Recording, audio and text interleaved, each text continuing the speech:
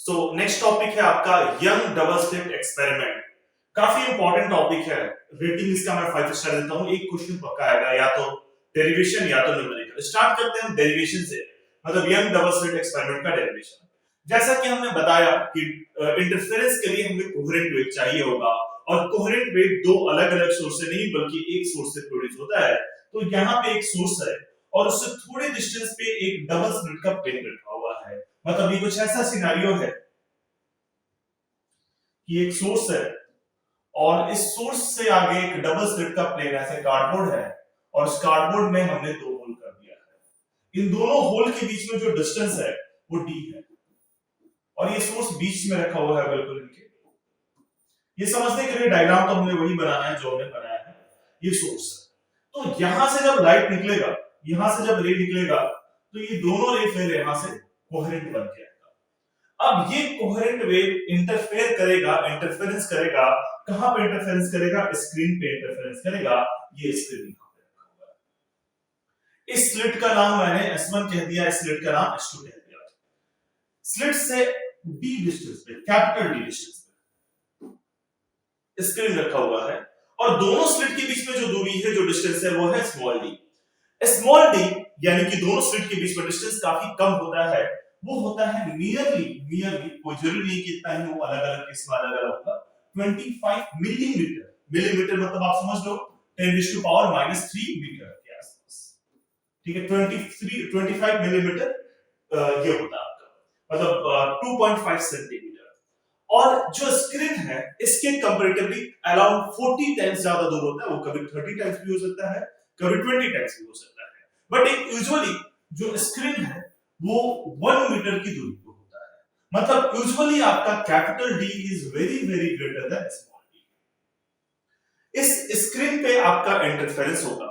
सबसे पहले एक सेंट्रल पॉइंट होगा जिसको सेंट्रल ब्राइट बोलते हैं। क्यों सेंट्रल ब्राइट बोलते हैं? बिकॉज यहां से जो दो रे चलेगा S1 से, S1O और S2O, O पॉइंट पे दोनों इक्वल डिस्टेंस कवर करके O पॉइंट पे पहुंचेगा। तो अगर मैं आपसे पूछता हूं कि O पॉइंट पे पाथ डिफरेंस कितना हुआ, पाथ डिफरेंस का सिंपली मतलब होता है डिफरेंस इन पाथ, मतलब S1O माइनस S2O। जैसा कि O हमारा सेंट्रल पॉइंट है, मतलब दोनों से S1 और S2 से, दोनों से इसका डिस्टेंस बराबर है, तो O पॉइंट पे पाथ डिफरेंस क्या होगा? 0 होगा। और जहां पे पाथ डिफरेंस 0 होता है वहां पे बनता है ब्राइट फ्रिंज। जैसा कि हमने डिस्कस किया, ब्राइट फ्रिंज नहीं कहेंगे, मैक्सिमम इंटेंसिटी होता है। ब्राइट फ्रिंज वर्ड थोड़ी देर बाद यूज करेंगे। उस पॉइंट पे मैक्सिमम इंटेंसिटी होता है, जिसे हम कंस्ट्रक्टिव इंटरफेरेंस कहते हैं। अभी हमने कंस्ट्रक्टिव इंटरफेरेंस डिस्कस किया। कंस्ट्रक्टिव इंटरफेरेंस तब होता है जब path difference 0, lambda, 2 lambda, dash to this n lambda हो, n का वैल्यू 0, 1, 2, 3 होगा। और मिनिमम कब होता है? जब 2n - 1 लैम्डा बाय 2। 2n - 1 मैंने आपको याद रखने को बोला था। क्यों रखने को बोला था अभी देखेंगे इसके क्वेश्चन में। तो 2n - 1 लेंगे, और नंबर 2n + 1 नहीं लेंगे, थोड़ा हमारे लिए कन्वीनिएंट रहेगा 2n - 1 लेना। सो 2n - 1 जहां पे होगा 2n - 1 लैम्डा बाय 2, वहां पे आपका मिनिमम बनेगा। तो O पे तो फिक्स है, O सेंटर पॉइंट है। सेंटर पे दोनों से जो रे आ रहे हैं S1 और S2 से, दोनों से रे इक्वल डिस्टेंस पे होंगे, तो O पे आपका ब्राइट बनेगा। That would be called central bright. That would be called central bright. और एक पॉइंट लेते हैं P। रैंडम कोई पॉइंट है P, तो P पे एक रे आएगा S1P और S2P। P पे कोई रे आएगा S1P और S2P, और पॉइंट P पे आपका ब्राइट बनेगा कि डार्क बनेगा, वो डिपेंड करेगा कि पॉइंट P सेंट्रल से कितना डिस्टेंस पे है। तो ये y के वैल्यू पे, ये y लिखा है, मैंने अभी दिखा रहा हूं सारा चीज, ये रफ डायग्राम है। तो y के वैल्यू पे डिपेंड करेगा। अगर y का वैल्यू क्या होना चाहिए कि P पे ब्राइट बनेगा, और y का वैल्यू क्या होना चाहिए कि P पे डार्क बनेगा। एक एक करके देखते हैं। सो आप इसे नोट डाउन कर लीजिएगा। जैसा कि मैंने आपके साथ डिस्कस किया, वो पूरा चीज देखिए। डेरिवेशन, ये तो इंपॉर्टेंट डेरिवेशन है। जितने भी डेरिवेशन है उनके लिए मैंने आपको बता रखा है कि डेरिवेशन में आपको क्या करना है। सबसे पहले डायग्राम, एक बड़ा सा डायग्राम अच्छा सा बनाना है, एंड देन डायग्राम को एक्सप्लेन करना है। That is the consider part. So मैंने बताया कि एक सोर्स लेंगे, उसके आगे डबल स्लिट प्लेन रखेंगे जिनके बीच में डिस्टेंस स्मॉल d होगा। फिर स्क्रीन रखेंगे, स्क्रीन कैपिटल D डिस्टेंस पे होगा। Capital D is very very greater than small d। तो ये सारी चीज आपके बारे में लिखा हुआ है। O पॉइंट पे सेंट्रल ब्राइट बनेगा क्योंकि O पॉइंट पे पाथ डिफरेंस 0 है, और एक पॉइंट P लेते हैं जो कि O से y डिस्टेंस पे है। O से y डिस्टेंस पे है, यहां से क्या होगा, यहां से क्या होगा वो देखेंगे, दे रखा है। आप डिस्टेंसेस को बस यहां पे लिख सकते हो, O से Y डिस्टेंस। तो पॉइंट P हमारा जो है वो O से Y डिस्टेंस पे है। This distance is Y, this distance is Y। तो P पॉइंट पे ब्राइट बनेगा, डार्क बनेगा, वो सारा डिस्कशन अभी हम करेंगे। और इसमें जो हम लाइट यूज करते हैं वो मोनोक्रोमेटिक लाइट यूज करते हैं। मोनोक्रोमेटिक का मतलब हुआ सिंगल कलर, मोनो मतलब सिंगल, क्रोमेटिक मतलब कलर, सिंगल कलर यानी कि सिंगल वेवलेंथ। अगर हम मोनोक्रोमेटिक की जगह दो कलर वाला लाइट यूज करेंगे तो क्या होगा, और अगर हमने व्हाइट लाइट यूज कर दिया, सनलाइट जो आता है व्हाइट लाइट जिसमें 7 कलर्स होते हैं, तो क्या होगा, सारी चीज डिस्कस करेंगे। बट बेसिक डेरिवेशन में आपको ध्यान रखना है कि हम यहाँ पे अभी मोनोक्रोमेटिक लाइट यानी कि सिंगल कलर सिंगल वेवलेंथ का लाइट यूज करेंगे। तो इसमें एक मोनोक्रोमेटिक लाइट इंटर करता है और इंटरफेरेंस होगा। आपको बताना है कहां पे ब्राइट बनेगा और कहां पे डार्क बनेगा, एक एक करके हम देखेंगे। पहले आप कंसीडर का पार्ट लिख लीजिए पॉज करके। आई होप आपने लिख लिया होगा। सो आगे बढ़ते हैं, डेरिवेशन को कंटिन्यू करते हैं। तो P पॉइंट पे ब्राइट बनेगा या P पॉइंट पे डार्क बनेगा, इसके लिए हमें P पॉइंट पे पाथ डिफरेंस निकालना होगा। तो P पॉइंट जैसा कि हमने डिस्कस किया O से Y डिस्टेंस पे है, P पॉइंट O से Y डिस्टेंस पे है। इसको S1 बोलते हैं, इसको S2 बोलते हैं। P पॉइंट पे हमें निकालना होगा पाथ डिफरेंस कितना है, और वो पाथ डिफरेंस पे डिपेंड करेगा कि ब्राइट बन रहा है या डार्क। इसको ले लेते हैं U, इसको ले लेते हैं V।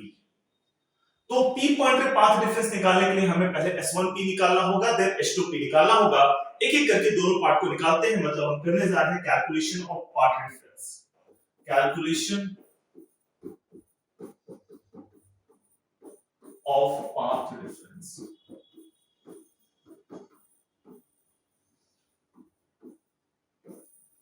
तो सबसे पहले हम ट्रायंगल लेते हैं, in triangle S1UP, in triangle S1UP।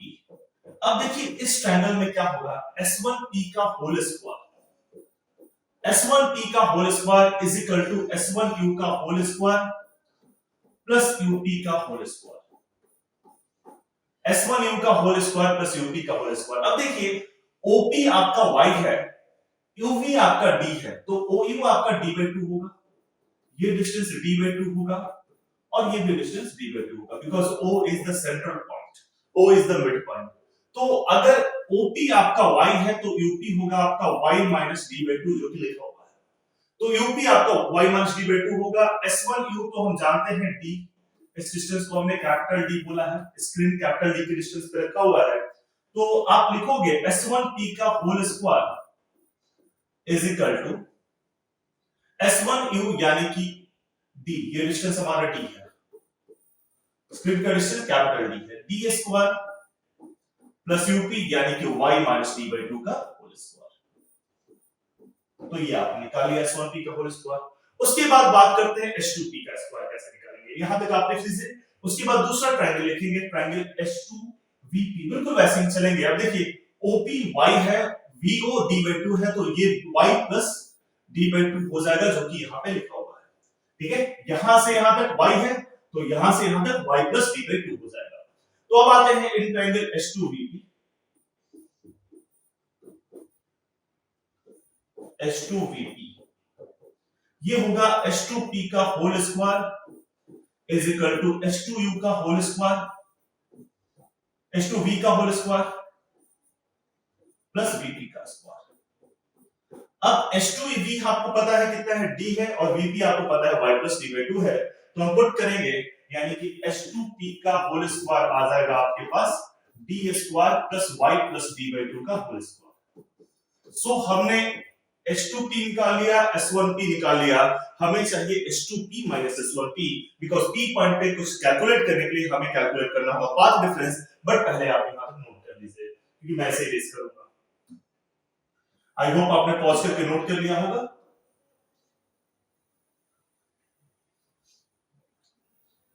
सो यहां पे लिखेंगे हम S2P का होल स्क्वायर माइनस S1P का whole square is equal to D square plus Y plus D/2 का whole square. Minus D square plus Y minus D by 2 का whole square. ठीक है, तो H2P का होल स्क्वायर माइनस S1P का whole square is equal to D square cancel out हो जाएगा, तो y प्लस डी बाई 2 का whole square minus y minus D by 2 का होल स्क्वायर। ठीक है, अब देखिए आपको पता होगा a प्लस b का whole square a square plus b square plus 2ab होता है, और a माइनस b का whole square a square plus b square minus 2ab होता है। जब दोनों को माइनस करेंगे तो a square plus b square दोनों का कैंसिल आउट हो जाएगा, 2ab और minus of minus 2ab plus 2ab हो जाएगा, यानी कि प्लस 4ab होगा। और वैसे भी आपको पता होगा a प्लस b का whole square minus a minus b का होल स्क्वायर 4ab के बराबर आता है, तो यहाँ पे y प्लस d बाई 2 का whole square minus y minus d by 2 का whole square 4y d by 2 के बराबर आएगा, यानी हम इसे लिखेंगे 4y d बाई 2, और 4y d बाई 2 आपको पता होगा 2y d हो जाएगा, 2 से 2 कैंसिल आउट होने के बाद। सो H2P माइनस S1P का H2P का होल स्क्वायर माइनस S1P का होल स्क्वायर 2y d के बराबर आएगा, ये आएगा 2y d के बराबर। बट यहां पे देखिएगा, अगर ये 2y d आ रहा है तो मैं इसे ऐसे लिख सकता हूं, this implies H2P minus S1P into H2P plus S1P, ये आ गया आपका 2y_d। This implies H2P minus S1P into 2d। अब ये 2d कैसे लिख दिया, इसके बारे में डिस्कशन मैं कर रहा हूं, is equal to 2y_d। यहां पे रीजन ये देंगे, since H2P is nearly equal to S1P is nearly equal to d, लेकिन ऐसा दिख तो नहीं रहा है, और अगर ऐसा होता तो H2P minus S1P को आपने 0 क्यों नहीं लिया, आप ये भी बोल सकते हो। तो दोनों चीजें मैं डिस्कस कर रहा हूं, पहले आप यहां पे नोट कर लीजिए, और इससे हम ये लिख सकते हैं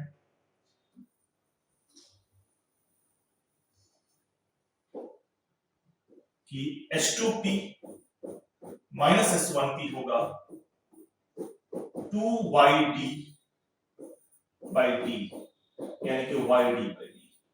सो आप पहले यहां तक नोट कर लीजिए, उसके बाद हम डिस्कस करने वाले हैं मैंने इन दोनों को बराबर क्यों लिया, H2P को बराबर और S1P को बराबर क्यों लिया, जो कि इक्वल नहीं दिख रहा है, और d के इक्वल तो बिल्कुल नहीं दिख रहा है, और अगर इक्वल है ही तो आपने इसको 0 क्यों नहीं लिखा।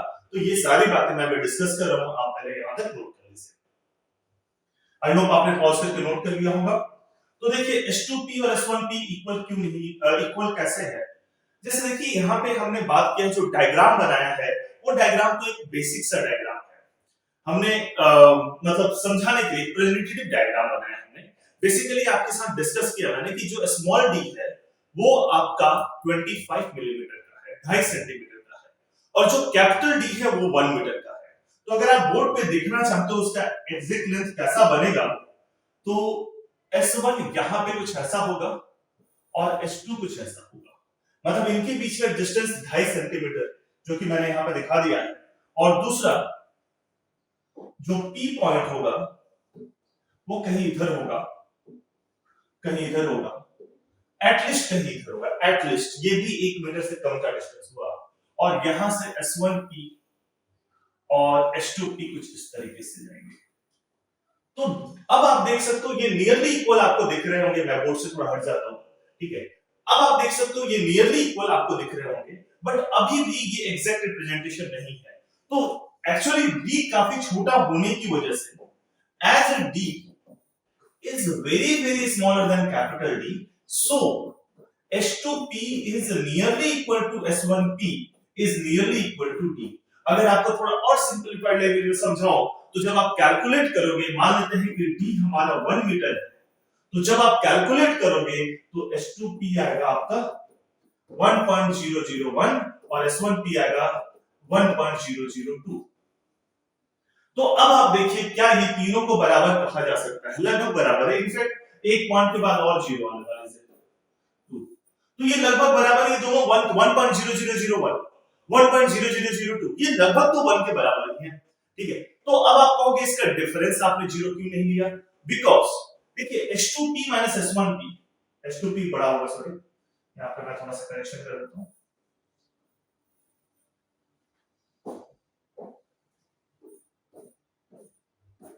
तो H2P माइनस S1P ये काफी छोटा डिफरेंस होगा और अगेन हमें छोटा डिफरेंस ही चाहिए। व्हाई छोटा डिफरेंस चाहिए? बिकॉज आपका जो भी पाथ डिफरेंस आएगा आप उसे वेवलेंथ ऑफ द लाइट से कंपेयर करोगे। अगर वो n लैम्डा के बराबर है, wavelength of the light micrometre में होगा, अगर वो n लैम्डा के बराबर है तो मैक्सिमा का कंडीशन है, और अगर वो 2n 1 लैम्डा बाय 2 के बराबर है तो मिनिमा का कंडीशन है। तो ये नंबर आपको छोटा ही चाहिए ताकि कंपैरिजन जो है वो एक छोटे नंबर से इजीली हो सके। सो H2P S1P एक छोटा वैल्यू आएगा बट आप उसे जीरो नहीं करोगे बिकॉज़ आपको एक छोटा नंबर ही चाहिए so that you can compare with wavelength of the light which is very very small. ठीक है? So H2P is nearly equal to S1P and which is nearly equal to capital D, that is distance of slits from the screen. So I hope आपको ये बात समझ में आ गया होगा। अब आगे बढ़ते हैं। आपने H2P S1P निकाल लिया। जहां पे हमें दिक्कत हो रही थी कि उसको small H2P is nearly equal to S1P is nearly equal to D क्यों लिया था, ये बात भी हमने डिस्कस कर लिया। और हमारे पास जो H2P S1P आया वो आया है YD by कैपिटल D। ये आपके पास पाथ डिफरेंस है, कैलकुलेशन ऑफ पाथ डिफरेंस। सो अभी तक आपने डेरिवेशन में कंसीडर वगैरह लिखा, डायग्राम समझा और पाथ डिफरेंस निकाल लिया। अब हम बात करेंगे कंस्ट्रक्टिव इंटरफेरेंस। ये डेरिवेशन का ही पार्ट है, अभी डेरिवेशन का ही पार्ट करने जा रहे हैं।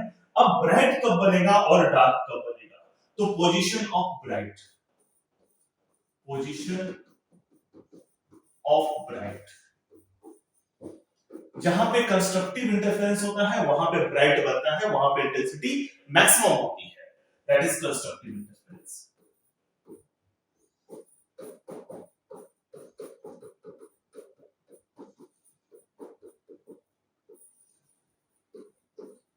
तो आपने जो पाथ डिफरेंस निकाला है H2P S1P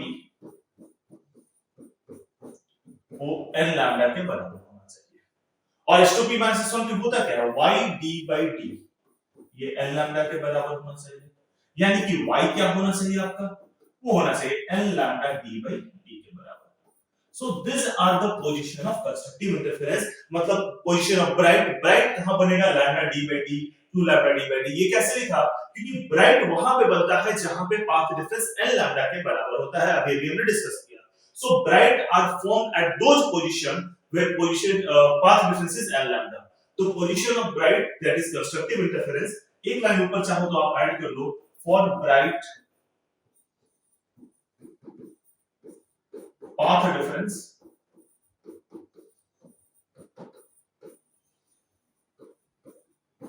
is equal to n lambda. उसी तरीके से अगर हम डार्क की पोजीशन की बात करते हैं, मतलब ब्राइट का पोजीशन होगा lambda D by D, 2 lambda D by D, 3 lambda D by D।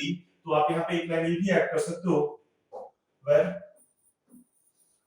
n is equal to 0, 0 भी ब्राइट होगा, सेंट्रल ब्राइट होता है, ठीक है, सेंट्रल इज ऑलवेज ब्राइट, तो n 0 से स्टार्ट होगा। लेकिन डार्क की जब बात करेंगे तो डार्क 0 से नहीं स्टार्ट होगा। देखिए सेंट्रल एक ही हो सकता है ना, या तो ब्राइट हो सकता है या तो डार्क हो सकता है। जब हमने डिस्कस कर लिया कि सेंट्रल इज ब्राइट, नाम ही है सेंट्रल ब्राइट, शुरू में हमने डिस्कस कर लिया कि O पे ब्राइट बनेगा, दैट इज सेंट्रल ब्राइट। तो O पे जो ब्राइट बना दैट इज सेंट्रल ब्राइट, तो आपका जो ब्राइट है वो 0 से स्टार्ट होगा। लेकिन अब सेंटर पे अगर ब्राइट बन गया तो सेंटर पे डार्क नहीं बन सकता, तो डार्क कहीं और से शुरू होगा। तो there is no zeroth dark, there is always first dark, first dark, second dark, third dark, इस तरीके से जीरोथ डार्क जैसी कोई चीज नहीं होती है। तो 0 1 2 and 3 and so on, ठीक है, फॉर ब्राइट। अब अगर हम बात करते हैं for dark, position of dark,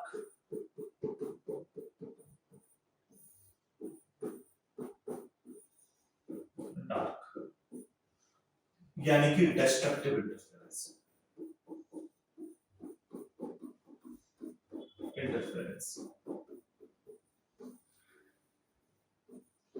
तो हमने अभी डिस्कस किया कि डार्क के लिए पाथ डिफरेंस क्या होगा? 2n 1 lambda by 2। For dark path difference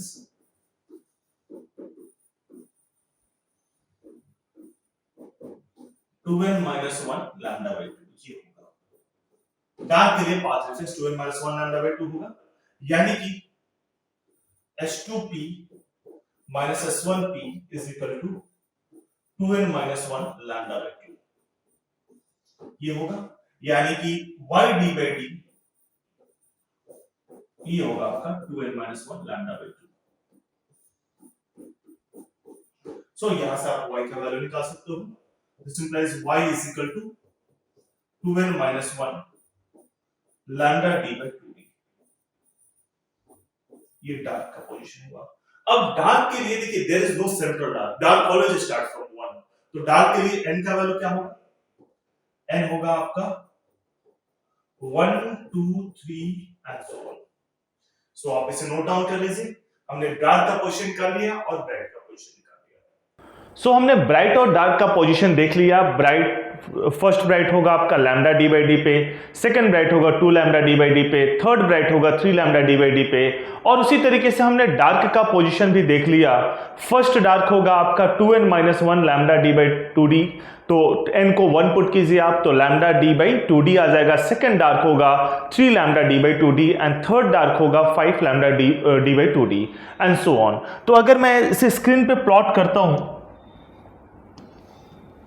तो ये हमारा स्क्रीन हो गया। ये सेंट्रल ब्राइट हुआ, ये फर्स्ट ब्राइट हुआ, ये सेकंड ब्राइट हुआ। अगर डिस्टेंस देखते हैं इनका जो हमने कैलकुलेट किया उसके हिसाब से,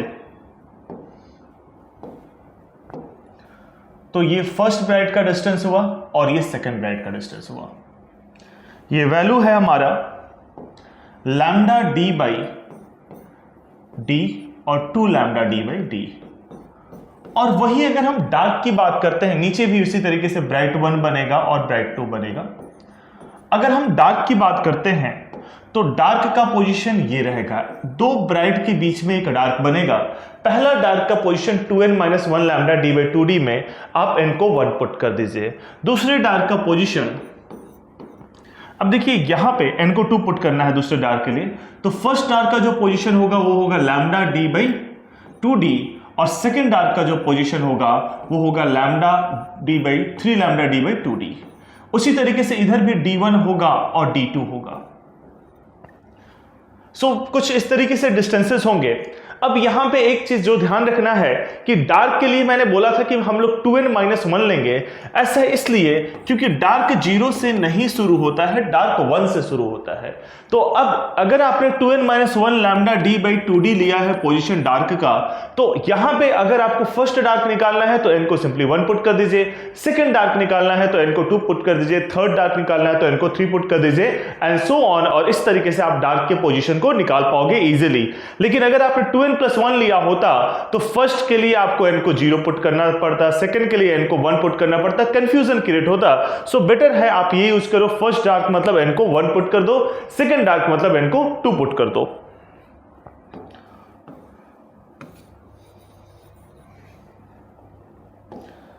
अब यहां पे हम बात करते हैं, ये जो पोजीशंस आपने देखा इसमें दो ब्राइट के बीच में जो डिस्टेंस होता है उसे बोलते हैं फ्रिंज विड्थ।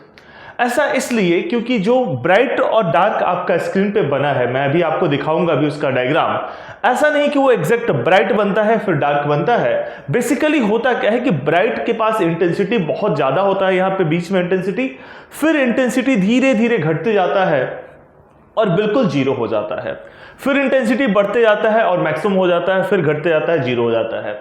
तो इस तरीके से दो डार्क के बीच में एक लाइट का फ्रिंज जैसा दिखेगा, तो हम कह सकते हैं कि जो लाइट का फ्रिंज दो डार्क के बीच में दिख रहा है, दो कंसेक्यूटिव डार्क के बीच में दिख रहा है, उसका डिस्टेंस क्या होगा, दो कंसेक्यूटिव डार्क के बीच में डिस्टेंस। और जितना डिस्टेंस दो कंसेक्यूटिव डार्क के बीच में होता है उतना ही डिस्टेंस दो कंसेक्यूटिव ब्राइट के बीच में भी होता है। तो आप फ्रिंज विड्थ को कैसे डिफाइन करोगे, distance between two consecutive bright और two consecutive dark is called fringe width. So fringe width को कैसे डिफाइन करोगे, fringe width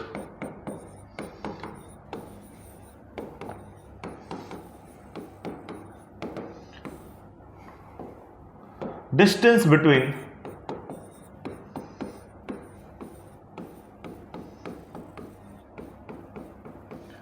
two consecutive bright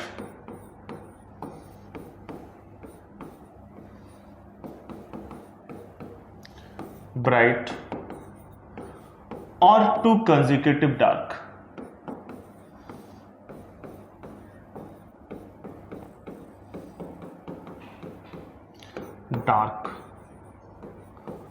is called fringe width.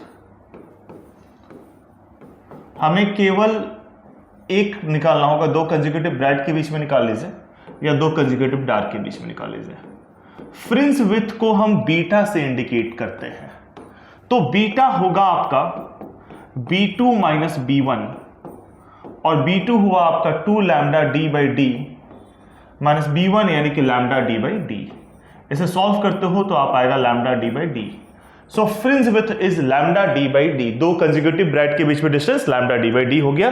तो that is the definition of fringe width. I hope आपको ये समझ में आ गया होगा और आपने नोट डाउन कर लिया होगा। अब जब डेरिवेशन ये एग्जाम में आएगा तो आपको यहां तक फ्रिंज विड्थ तक पूरा लिखना है। इसके अलावा कुछ पॉइंट्स मैं आपको और बता रहा हूं जो कि एडिशनल पॉइंट है, न्यूमेरिकल के लिए हेल्पफुल होगा, बट डेरिवेशन में आपको यहां तक लिखना है। आई होप आपने इसको पूरा नोट डाउन कर लिया होगा।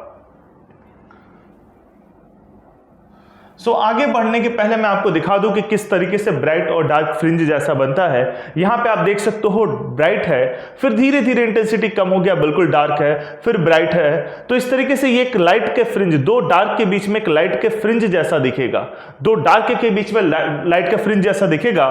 तो आप बोल सकते हो fringe width is the distance between two consecutive dark, और जितना डिस्टेंस दो कंसेक्यूटिव डार्क के बीच में होता है उतना ही दो कंसेक्यूटिव ब्राइट के बीच में होता है। तो आप कह सकते हो it is also distance between two consecutive bright. So I hope आपको ये डेरिवेशन यहां तक समझ में आ गया होगा। ये डायग्राम बनाना नहीं है, ये जस्ट देखने के लिए मैंने यूज किया है। अब जो चीज लिखना है आपको वो नोट कीजिएगा, important point for numerical.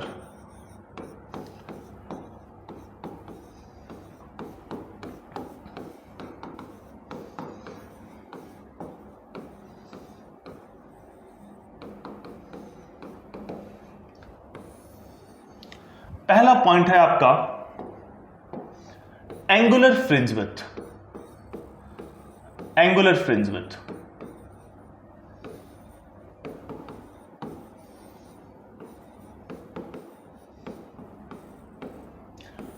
Angular fringe width क्या होता है?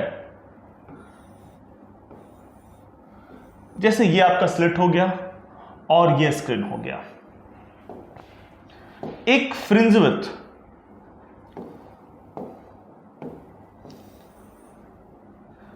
ये एक फ्रिंज विड्थ ले लेता हूं मैं, बीटा, दिस इज बीटा, यहां से यहां तक। एक फ्रिंज विड्थ सेंटर पे जो एंगल बनाएगा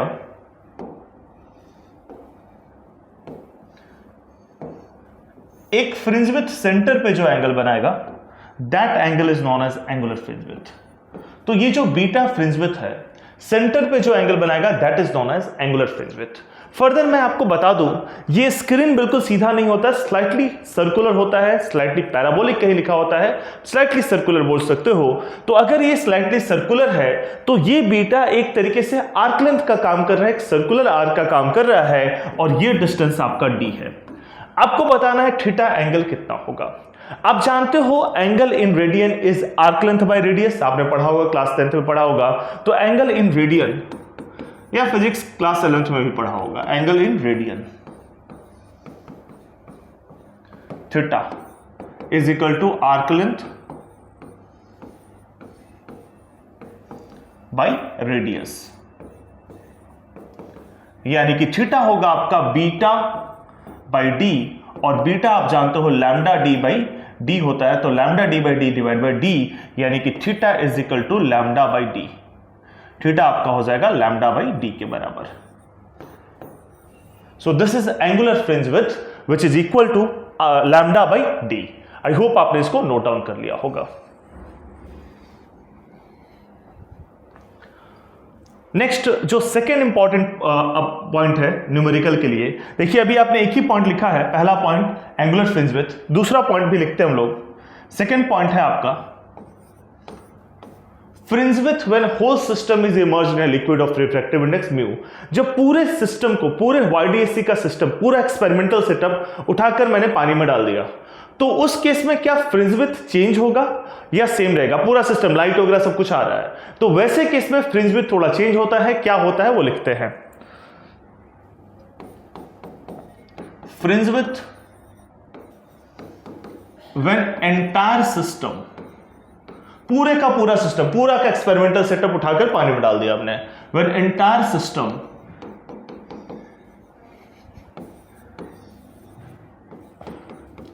is immersed in a liquid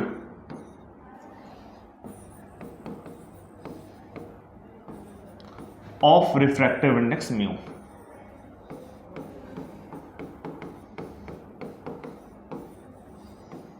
mu पूरा सेटअप उठाकर मैंने पानी में डाल दिया। तो ऐसे केस में क्या होगा, जब आपने पूरे सेटअप को पानी में डाल दिया तो देखिए जो आपका लैम्डा है, वेवलेंथ है, वो चेंज हो जाएगा, बिकॉज आपने इस पूरे को वाटर में डाल दिया। आपको पता है वाटर में जो स्पीड ऑफ लाइट है वो डिफरेंट होता है, बट फ्रीक्वेंसी सेम रहेगा, बिकॉज लाइट एक मीडियम से दूसरे मीडियम में जाता है तो फ्रीक्वेंसी चेंज नहीं होता है। फ्रीक्वेंसी चेंज क्यों नहीं होता है, ऑलरेडी मैंने डिस्कस कर रखा है, बिकॉज फ्रीक्वेंसी सोर्स पे डिपेंड करता है, बट वेवलेंथ और स्पीड दोनों चेंज होगा। तो जैसा कि आप जानते हो refractive index C by V होता है, C लैम्डा इंटू एफ होगा, V लैम्डा 1 इंटू एफ होगा। तो जो नया वेवलेंथ है वो अलग होगा, जो नया वेवलेंथ है वो लैम्डा बाई म्यू होगा। अब ये आपने निकाल लिया, नया वेवलेंथ निकाल लिया, लैम्डा 1 निकाल लिया, तो नया फ्रिंज विड्थ क्या होगा, बीटा 1 क्या होगा। देखिए स्मॉल d चेंज नहीं होगा, पूरा सिस्टम को एज इट इज आपने पानी में डाला है तो डिस्टेंसेस चेंज नहीं रहेंगे। अगर आपको उठाकर पानी में डाल देते हैं तो आपका हाइट कम थोड़ी ना होगा, वो कम दिखेगा, वो अलग बात है, बिकॉज वेवलेंथ चेंज हो रहा है, स्पीड चेंज हो रहा है, बट हाइट कम तो नहीं होगा ना। तो उसी तरीके से सिस्टम को उठाकर जब मैंने पानी में डाल दिया तो स्मॉल d चेंज नहीं होगा, कैपिटल D चेंज नहीं होगा, ये दोनों सेम रहेंगे। तो beta 1 is equal to lambda 1 d by D. Lambda 1 क्या है आपका, lambda d by mu D. अब देखिए लैम्डा d बाई डी आपका बीटा के बराबर है, तो ये क्या बन जाएगा, ये बन जाएगा beta by mu. So this is the value of beta 1, ये बीटा बाई म्यू के बराबर हो जाएगा, मतलब fringe with 1 by mu times हो जाएगा। आई होप आपको ये समझ में आ गया होगा। सेकंड पॉइंट, तो ये दो पॉइंट हम लोग न्यूमेरिकल में यूज करेंगे, आप पॉज करके इसे लिख लीजिए।